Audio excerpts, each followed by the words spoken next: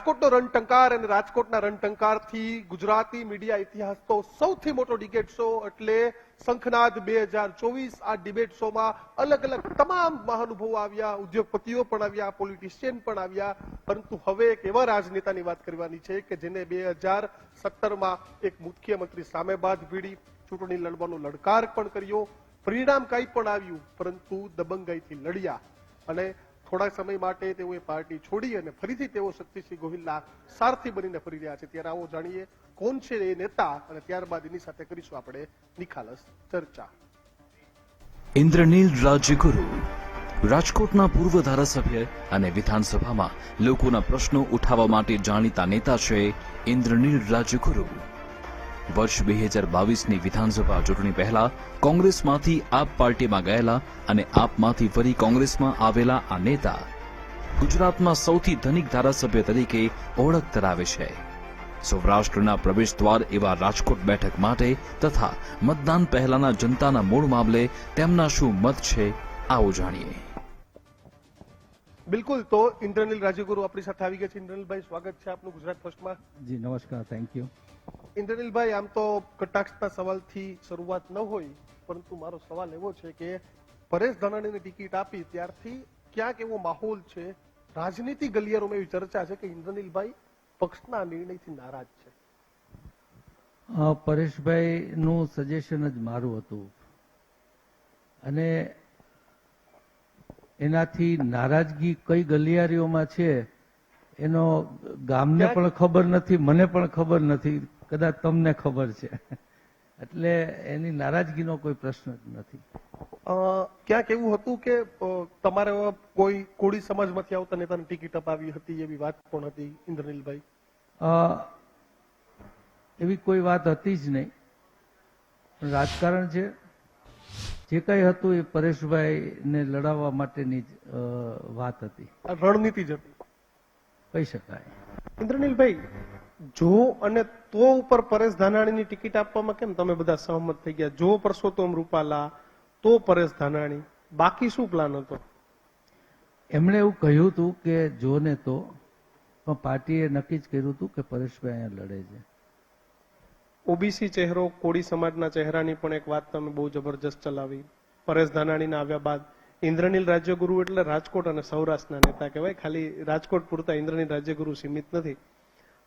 Doctor વસાવાડા સાહેબ સહિતના ઘણા બધા લોકો જે આજે પણ ક્યાંક નારાજ થઈને ફરી રહ્યા છે પરેશ ધાનાણીના આવવાથી, તમે બધા એક મજબૂત વિકલ્પ શોધતા હતા કે ભાઈ ટક્કર આપે એવો નેતા તો કમસે કમ લઈ આવીએ, ફાઇટ રહે, પણ આ પણ એક જૂથવાદ એ પરેશ ધાનાણીની એન્ટ્રી બાદ રાજકોટ કોંગ્રેસની અંદર? જો અમારામાં છે બે ચાર લોકો એવા કે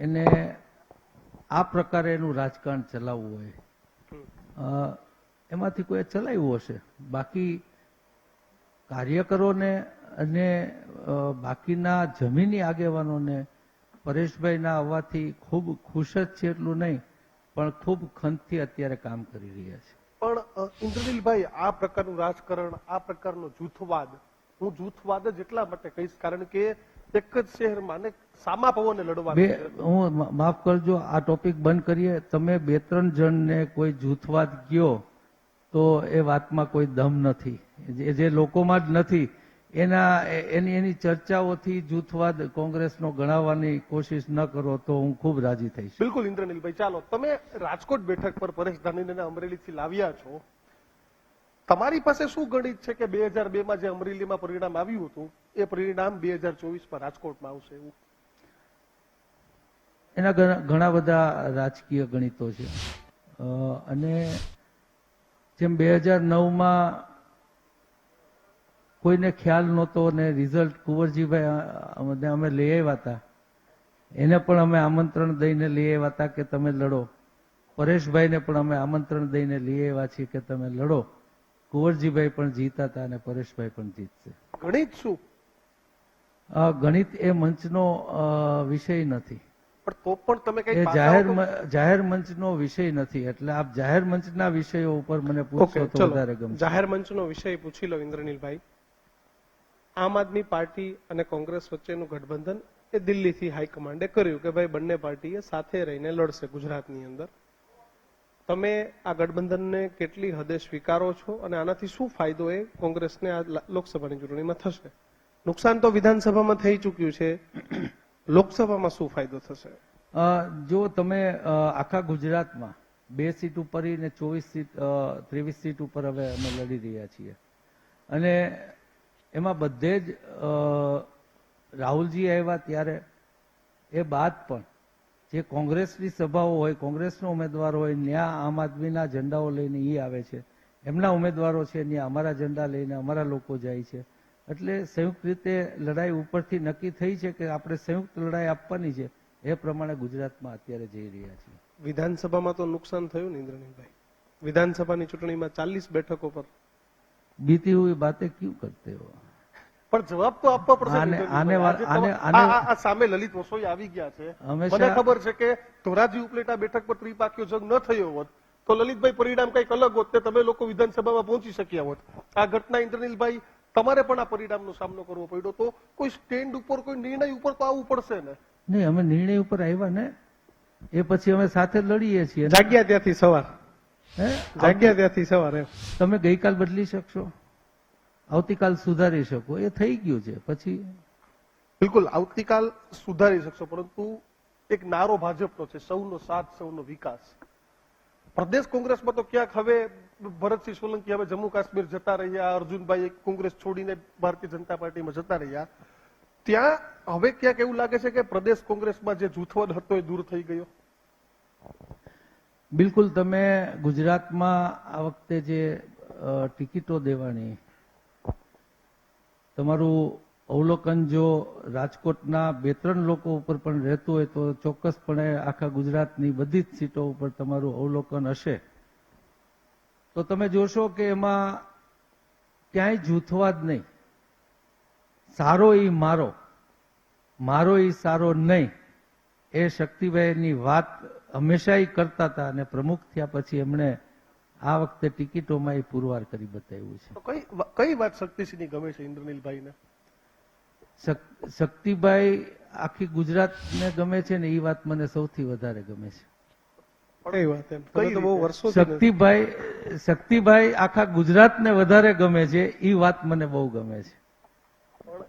કારણ શું? અને ગમે ગુજરાતની હરેક પ્રજા, હરેક વર્ગ, હરેક જ્ઞાતિ ને એક સ્વીકૃત ચહેરો અને એવો ચહેરો કે જે ચહેરો ના તો એને કોઈ ડરાવી શકે, ના તો કોઈ ધમકાવી શકે, ના કોઈ ખરીદી શકે, ના કોઈ એને વિચિક્ષણતામાં પહોંચી શકે, ના એના આયોજનમાં પહોંચી શકે, એવો એક ચહેરો આજે અમારા ગુજરાત પ્રદેશના કોંગ્રેસના પ્રમુખ તરીકે મુકાણો છે. ત્યારે તમે આ વખતે એક પણ વિવાદ ગુજરાતમાં જોયો નથી અને ભાજપના વિવાદોનો કોઈ અંત નથી. આટલો ફરક આવી શકે છે. વિવાદો છે, અમે પણ માનીએ છીએ કે આ વખતે ભારતીય જનતા પાર્ટીમાં સાબરકાંઠામાં પણ વિવાદ હતો, નાનો મોટો જુનાગઢમાં પણ વિવાદ હતો અને વડોદરામાં પણ હતો. ઘણી બધી કોંગ્રેસ જગ્યાએ આનું પરિણામ લાવી શકશે? સુરેન્દ્રનગરમાં હતો. પરિણામ કોઈ દી અન્ય પક્ષના વિવાદથી આવે એવું ન હોય. આ લડાઈ છે એ કોંગ્રેસની ને ભાજપની છે જ નહીં. આ લડાઈ છે એ લોકશાહી ટકાવી રાખવા માટેની છે. આ લડાઈ છે એ મોંઘવારી માટેની છે. આ લડાઈ છે એ સામાન્ય માણસની આ ભાજપની સરકાર સામે એમના અધિકારો મેળવવા માટેની છે. હમણાં જ હું સાંભળતો તો બધા ઉદ્યોગપતિઓ અહીંયા હતા. મને ખૂબ દુઃખ થાય કે સુખી થઈ ગયેલા માણસો થોડા વધારે પૈસા કમાવા માટે એનો અવાજ જ્યારે મને દબાયેલો લાગે ને ત્યારે મને આપણા દેશ માટે ને ગુજરાત માટે ખૂબ દુઃખ થતું હોય. કઈ રીતે? બધાનો અવાજ દબાયેલો છે એનું મને જો સાવ સ્પષ્ટતા કહ્યો તો કોના કોના હું લિસ્ટ કરીશ તો એમાં મજા નહીં આવે. પણ આ સરકાર બધાને દબાવે છે. આ વાસ્તવિકતાઓનો તમે પણ ઇન્દ્રનીલ રાજ્યગુરુને કેમ હજી સુધી કોઈનું દબાણ નથી આવ્યું અથવા કેમ કોઈથી દબાયા નથી? ઘણા બધા દબાઈ ગયા છે, તમે કેમ નથી દબાયા? પેલી સૌથી મોટી વાત એ છે કે મારી પાસે પૈસા છે પણ વધારે ને વધારે થવા જોઈએ એવી લાલસા નથી. એટલે એક ઈ મારો મજબૂત. બીજું, હું કોઈ દિવસ મેં એવું નબળું કે ખોટું કામ કર્યું નથી કે જેનાથી મને સરકાર દબાવી શકે. અને હું એવું માનું છું કે ચોથી પેઢીએ હું પણ લોટ માગતો હતો અને આ કોંગ્રેસની નીતિઓથી હું આજે વ્યવસ્થિત થયો છું. ત્યારે કોંગ્રેસ એમ વાત કરે કે નાના માણસને એની ખાવા પીવા ને રહેવાની વ્યવસ્થા એ આપણી પ્રાથમિકતા હોવી જોઈએ, તો એમાં કોંગ્રેસની કોઈ ખોટી વાત નથી. કોંગ્રેસની નીતિ અને એ નીતિ ઉપર એમની ચાલવાની દ્રઢતા સાથે હું હંમેશા ગમે છે. અને એ જ કોંગ્રેસની માનસિકતાએ આ દેશને પગમાં સ્લીપર પહેરીને નીકળે વ્યવસ્થિત ને સાયકલ લઈને નીકળે સાવકાર, એની બદલે હરેક ઘરમાં તમને કહી દઉં કે વિકાસ એમ કે છે કે ભાજપે કર્યો, તો હું એમ પૂછવા માંગીશ કે હરેકના ઘરમાં ટીવી હોય, સિમેન્ટ લોખંડના મકાનમાં રહેતા હોય, વીજળી હોય, એને ત્યાં નળમાં પાણી આવતું હોય કે કોમ્પ્યુટર ઉપર બેઠા હોય, સારું સ્કૂટર હોય કે સારી ગાડી હોય, આમાંથી ભાજપે શું આપ્યું છે? સામાન્ય માણસના ઘરમાં સુવિધા પહોંચાડવાનું હરેક કામ એ કોંગ્રેસનું કરેલું છે. આજે કોંગ્રેસે આ દેશને અણુતાકાત બનાવી દીધી. આજે એક વિકસિત દેશમાં લઈ આવ્યા. એ કોંગ્રેસનું કામ છે. આ લોકો પૂછે છે શું કામ છે, તો આ કોંગ્રેસનું કામ છે.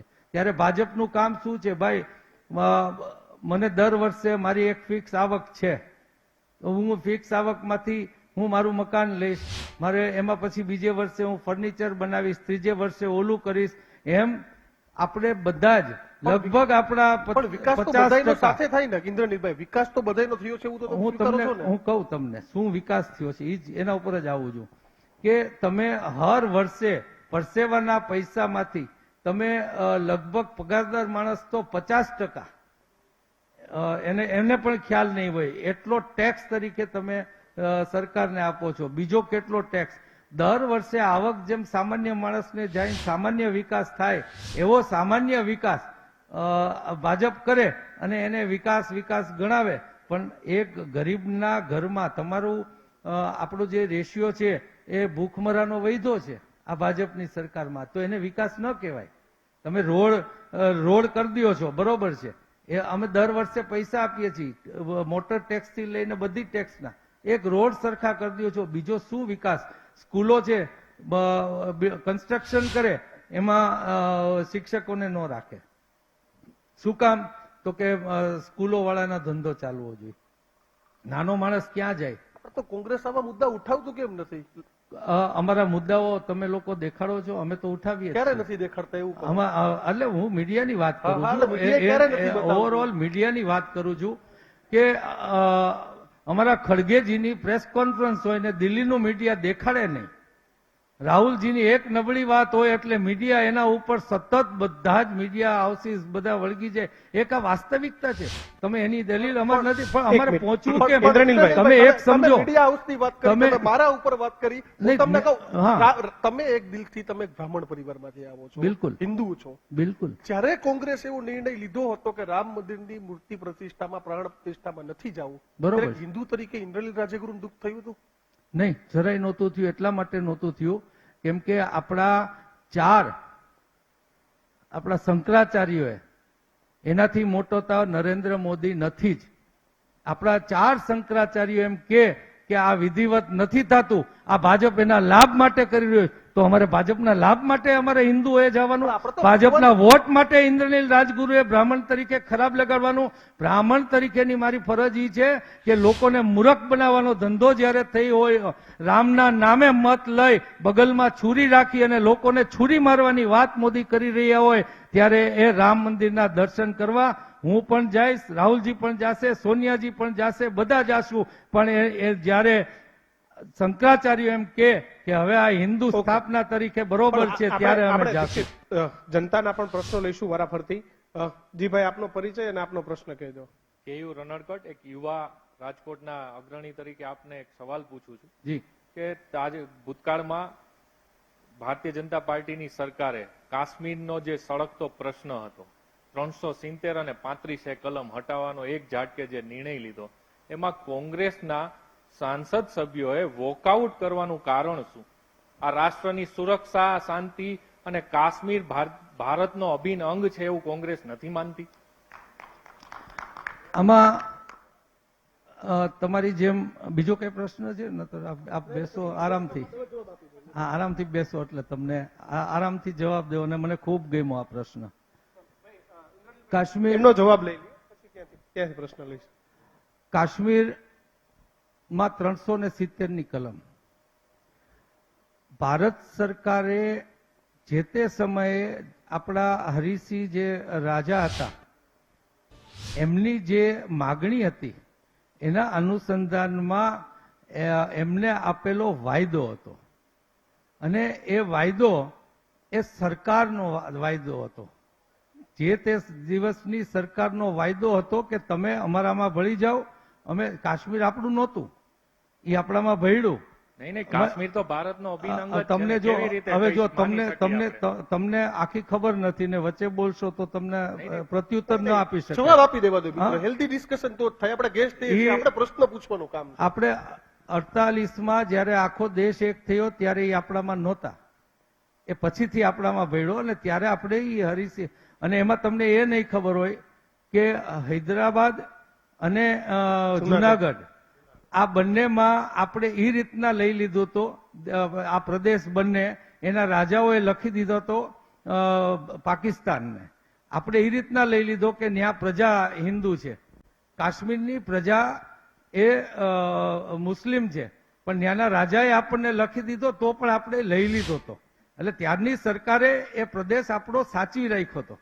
અને આપણે જ્યારે સરકાર તરીકે આપણી ઇન્ટરનેશનલ પોલિસીમાં એક સરકાર જ્યારે બાંહેધરી કોઈને આપી હોય ત્યારે ઇન્ટરનેશનલ માર્કેટમાં આપણી આબરૂ 370 ખસવાથી એટલી ઓછી થઈ કે સરકાર ફરી શકે છે.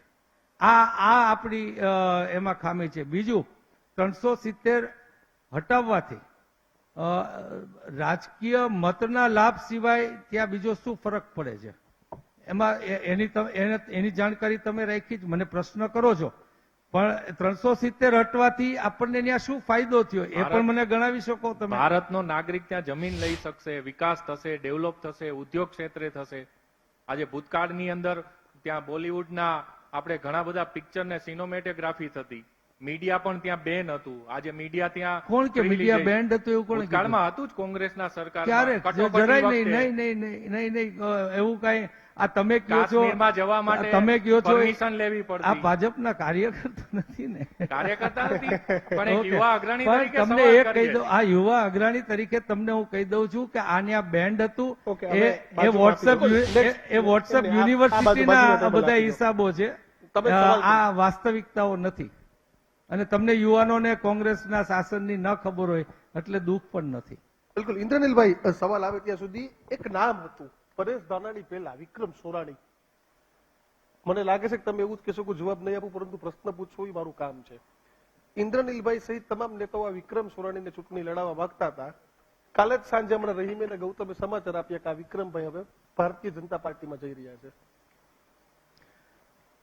વિક્રમ સોરાણીનું અમે નામ મૂક્યું હતું, સ્ટ્રેટેજિકલી હતું અને અમારું ઇન્ટરનલ ઇશ્યુઝને લઈને હતું.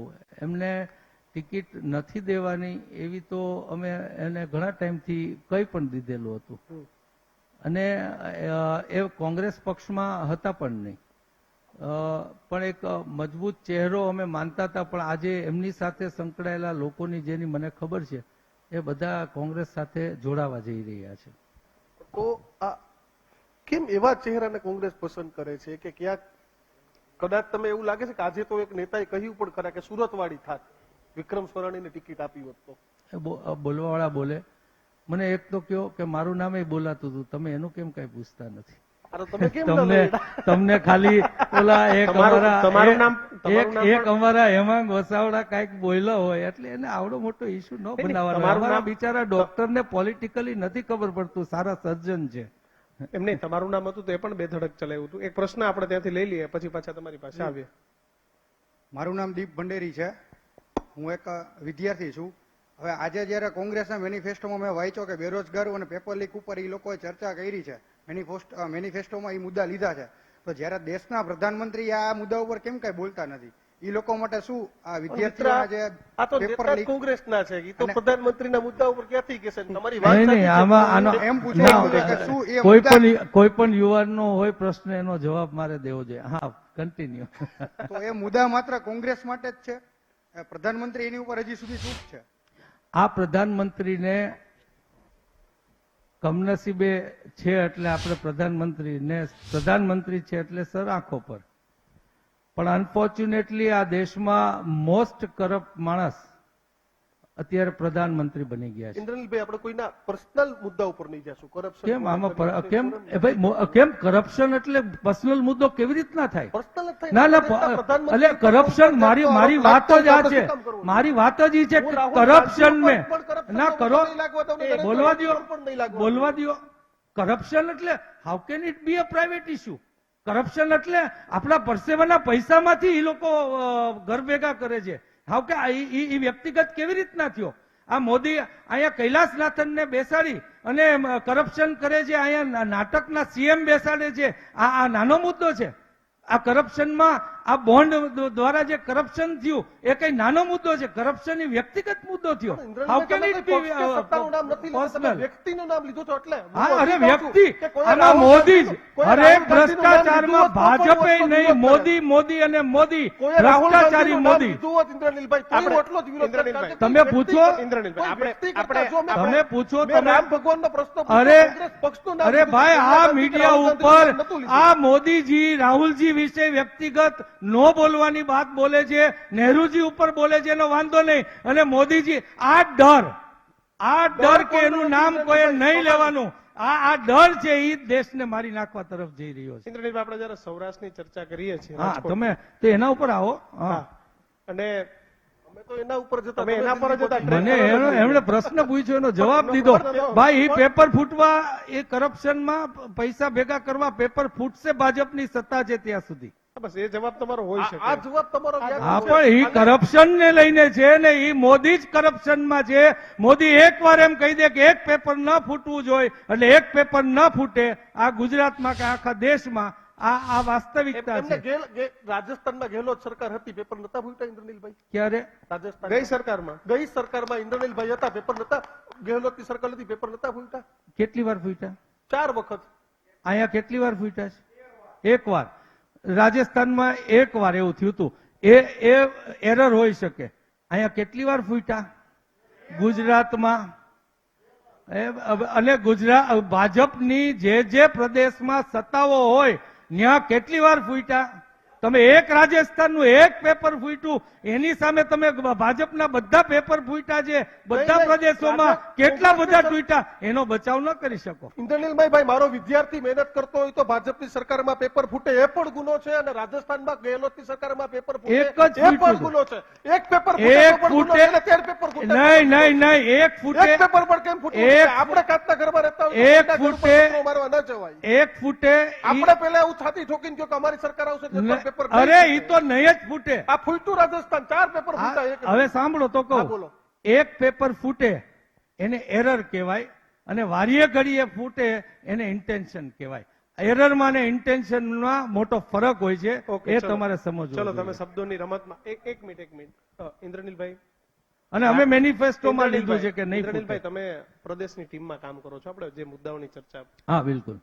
રાજકોટ બેઠકનું ગણિત શું? તમે શક્તિસિંહના હનુમાનની જેમ અત્યારે આખા ગુજરાત પ્રદેશમાં અલગ અલગ જગ્યાએ તમે કામ કરી રહ્યા છો, સંગઠનનું કામ કરી રહ્યા છો. ખરેખર એકચ્યુઅલ ગ્રાઉન્ડની પરિસ્થિતિ શું છે? તમારું શું લેસન છે ગ્રાઉન્ડ પરનું? પેલા તો હું હલો હા, હા, હા.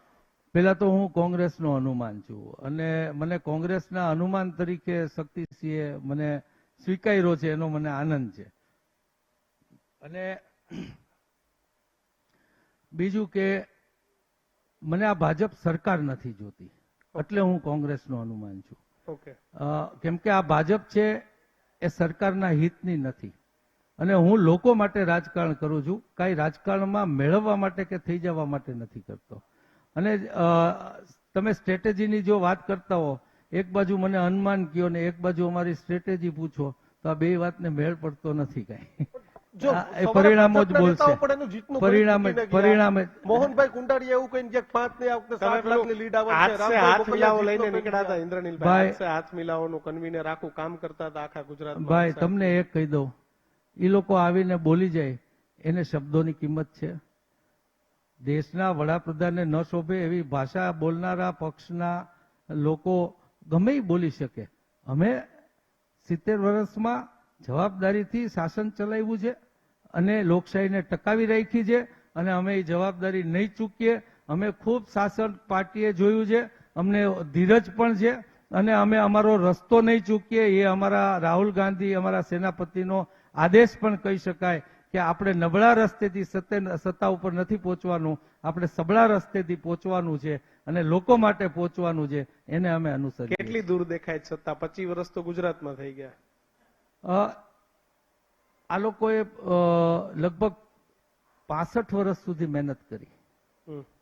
તો યાર અમારા 5, 10, 25 વર્ષ શું લોકશાહીમાં પણ તો સત્તા આપણી પાસે તમે તો તમારા વાળ વધી નહીં જાય. તમે તો એવી પ્રાણ લીધા છે કે ચોટલી નહીં કપાવું, વાળ નહીં. એ 27 જવાબ દેશે. પણ સત્તા છે ને એ કોઈ પણ પક્ષની હોય, ઓકે. એનાથી લોકશાહીમાં બહુ જાજો ફરક તમે પડતો 27 નથી. એટલે 2027 કીધું ને 2027. વિધાનસભામાં? હા 27. હા તો આ 24 જવાબ દેશે કે નહીં દે? કયો? આ 24 જવાબ દેશે હા કે નહીં? જવાબ દેશે, જવાબ દેશે. શ્રદ્ધા રાખો. તમે જરાય ચિંતા ન કરો.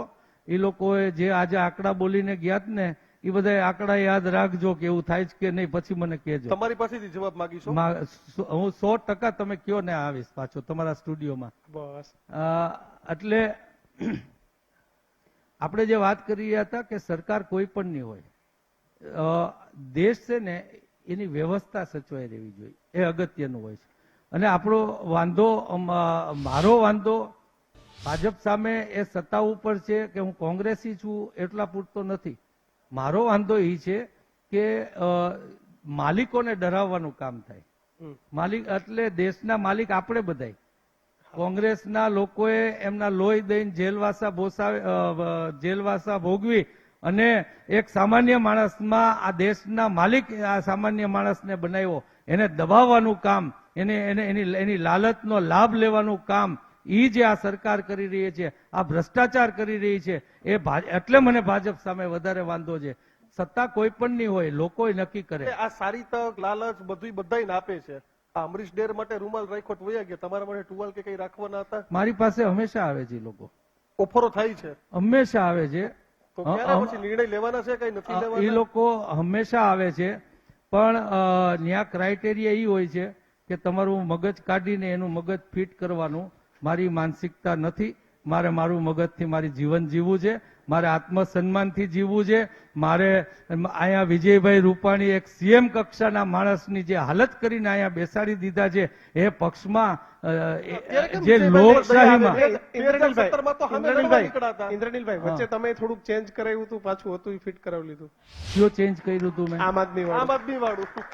જો તમને પાછું ન્યા હું કહું, મને ભાજપની સરકાર ન જોઈ એ મારી માનસિકતા. એના માટે ગમે તે મારી વાત હું તમને આજે કહું છું કે હું કોંગ્રેસ શ્રેષ્ઠ પક્ષ છે અને એટલે હું ઈચ્છું છું. તો હું આમ આદમીમાં ગયો તો કે મને ભાજપની સરકાર નથી જોતી ને સિસ્ટમ કોંગ્રેસમાં જોઈ એવું મેં 2018માં કીધું હતું. બરોબર કે કોંગ્રેસમાં સિસ્ટમ જોઈ અને આ ભાજપની સરકારને કાઢવા માટે જોઈ, આવું કહીને મેં રાજીનામું પણ આપ્યું હતું. હું આપમાં પણ એટલે ગયો કે મારે આ સરકાર નથી જોતી, પણ મને ત્યાં એમ થયું કે એ તો ભાજપને જ મદદ કરવા આવ્યા છે. તો હું ચૂંટણી પહેલા 4 મહિનામાં મારા ઘરે પણ વયો ગયો અને મને વાત પૂરી કરવા દો. અને મને એક અત્યારે તો એની મુશ્કેલીઓ ને બધું એની ચર્ચાનો આપણે ટાઈમ નથી બગાડવો, પણ હું કોંગ્રેસમાં પાછો એટલે આવી ગયો કે મૂળભૂત ભાજપને નુકસાન ફાયદો કરાવવા માંગતા હતા અને કોંગ્રેસને નુકસાન કરવા માંગતા હતા. એટલે અને તમને કહી દઉં, બધી પાર્ટીઓ કરતા રાજકારણ એ શ્રેષ્ઠ સેવાનું માધ્યમ છે અને એમાં કોંગ્રેસ શ્રેષ્ઠ પક્ષ છે કે જે આ દેશની સેવા કરવા માટે પ્લેટફોર્મ છે એટલે હું એમાં છું. આભાર તમારો ગુજરાત ફર્સ્ટ સાથે જી, જોડાવા thank બદલ. you, આશા thank રાખીએ you. કે તમે જે નિવેદન આપ્યું એના પર કદાચ કોંગ્રેસને સારું પરિણામ મળે, પરંતુ 7 જૂને ખબર પડશે કે શું પરિણામ આવવાનું છે કિશન. પરંતુ ચર્ચા તમે આવો પ્રશ્ન કર્યો તો ભાજપ વાળાને બહુ લીડ બોલ્યા કે તમને આ પરિણામ બોલશે એવું એવું બોલ્યા હો તો એવું બોલ્યા હો તો મને આનંદ છે. 7 તારીખે પરિણામ અરે હું આવશે. ખાલી ભાજપના નેતાઓને પણ એટલે હું 5 લાખ ખાલી લીડ આવશે પૂછું કે છું નહીં? કે એવું તમે કીધું તું ને એટલું જ. હું ક્યાં બીજું કઈ ઇન્દ્રનીલભાઈ, કહેતો જ પૂછ્યું નથી. હતું, પૂછ્યું હતું. Thank you. 100% લોકશાહી Thank you. જીવંત રહે. લોકશાહી જીવંત ને રહે અમારો અને પણ અને લોકશાહી જીવંત છે એટલે જ તમે અમારી બાજુમાં બેઠા અને છો. અમે તમને ના એવું પ્રશ્ન નથી. હા, એટલે તમે તમે એક જ અમે- પક્ષ અમે રજૂ પણ ન વિપક્ષ કરી સાથે શકો, બીજો પક્ષ સાથે પક્ષ વિપક્ષ જોઈ સાથે એટલું ચેનલ ને પણ તમે બીજો આજે- પક્ષ જોઈ અમે ન આવીએ તો ન ચાલે, તમે- એટલે પણ અમે હોઈ શકીએ. ના, બિલકુલ નહીં. તો એ એટલે- ચલાવવા માટે હું એટલે તમને એવું કહી દઉં. જે ના, ના, કંઈ હોય. ઇન્દ્રનીલભાઈ, બિલકુલ પરેશ ધાનાણી, પ્રતાપ દુધાત, લલિત કગથરા, નિધિત બારોટ, હેમાંગ રાવલ, તમે અને લલિત કાકાજી સામે લલિત કાકાજી બેઠા સામે બેઠા છે એટલે અમે આ જેટલું પક્ષ સિવાય આપીએ છે પણ- એટલે અમે છે. ચોથો આ સિવાય સ્તંભ પણ છે. સૌરાષ્ટ્રના તમામ તમારે વાત ઉમેદવારને મેં મૂકવાનો ફોન અધિકાર કર્યો. તમને 100% છે. આપણી પાસે સમયની કમી છે ઇન્દ્રનીલભાઈ. ચોક્કસથી આપણે ટૂંક સમયમાં જ પોરબંદર લોકસભાના ઉમેદવાર લલિત વસોયા આપણી સાથે જોડાશે. તે પણ પોતાનું ગણિત આપશે, કારણ કે તેની સામે દિગ્ગજ નેતા અને કેન્દ્રીય મંત્રી મનસુખ માંડવિયા મેદાને છે. પરંતુ હાલ સમય થયો છે એક વિરામનો. Thank you.